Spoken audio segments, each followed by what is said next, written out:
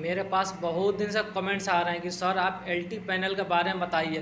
तो चलिए मैं हम आपको बताऊंगा एलटी पैनल के बारे में, आप बताऊंगा और फिर उसके बाद हम एसटी पैनल के बारे में बताऊंगा। ये जो दिख रहा है ये एलटी पैनल है। अब जो भी आईटी इलेक्ट्रीशियन आप कहीं भी जाएंगे, आज आप चाहे जाइए प्राइवेट सेक्टर में जाइए या गवर्नमेंट सेक्टर में जाइए, आपको ये पैनल मिलेगा और आपको ये ऑपरेट करना होगा। और इसका प्रोसेस क्या होता है इसके बारे में बताएंगे, और इसमें कनेक्शन कैसे होता है, सप्लाई इसमें कैसे ली जाती है और यहाँ से सप्लाई आगे डिस्ट्रीब्यूट कैसे की जाती है।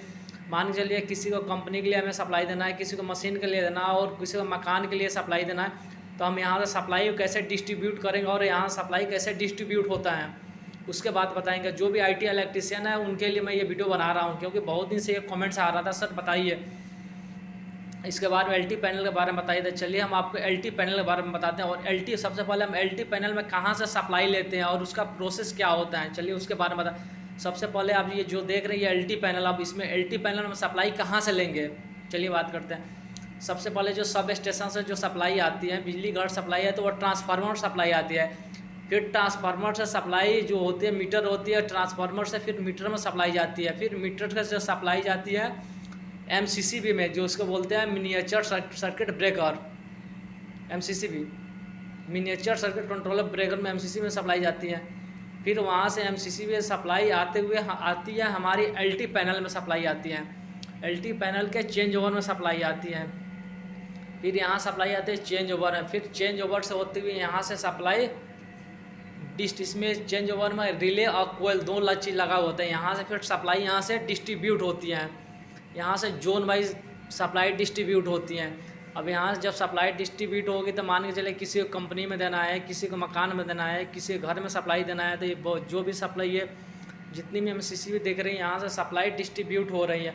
मान के चलिए कोई सप्लाई हमने कंपनी में दे रखा है, किसी को मशीन के लिए दे रखा है, किसी का मकान में दे रखा है। जैसे किसी को मान के चलिए कंपनी में कोई प्रॉब्लम हो गया तो उसका सप्लाई हमें यहाँ से ऑफ कर दिया, बाकी सारी सप्लाई चालू रहेगी। किसी का मशीन में प्रॉब्लम आया तो फिर सप्लाई हमने बंद कर दिया, किसी कंपनी में आया तो फिर सप्लाई हमने बंद कर दिया, बाकी सप्लाई चालू रहेगी। अब चलिए फिर हम यहाँ बताते हैं यहाँ से क्या होता है। यहाँ से आपको यह वोल्टेज आपको दिखाएगा कि कितना वोल्ट सप्लाई बाहर से सप्लाई आ रही है, हमारे ट्रांसफार्मर से सब स्टेशन से कितना वोल्ट की सप्लाई आ रही है, ठीक है। फिर उसके बाद ये आपको एम्पियर ही बताएगा कितना एम्पियर लोड ले रहा है, सप्लाई जो दे रखी है उस पर कितना एम्पियर लोड चल रहा है। उसके बाद में ये जो होता है, ये जो दिख रहा है ये पावर फैक्टर होता है। पावर फैक्टर जो रीडिंग इस पर चल रहा है ये 0.95 से दिखा रहा है। जो पावर फैक्टर होता है उसमें का वैल्यू जो होता है 0.99 से प्लस नहीं होना चाहिए, 0.8 से माइनस नहीं होता है। और फिर आपको बताते हैं ये पावर फैक्टर का क्या कार्य होता है, किस लिए पावर फैक्टर लगाया जाता है। इसके अंदर होता है कैपेसिटर होता है। पावर फैक्टर क्या करता है, जो इलेक्ट्रिसिटी जो कंजक्शन होता है उस कंजक्शन को क्या करता है, मेंटेन करता है, इसीलिए पावर फैक्टर लगाया जाता है।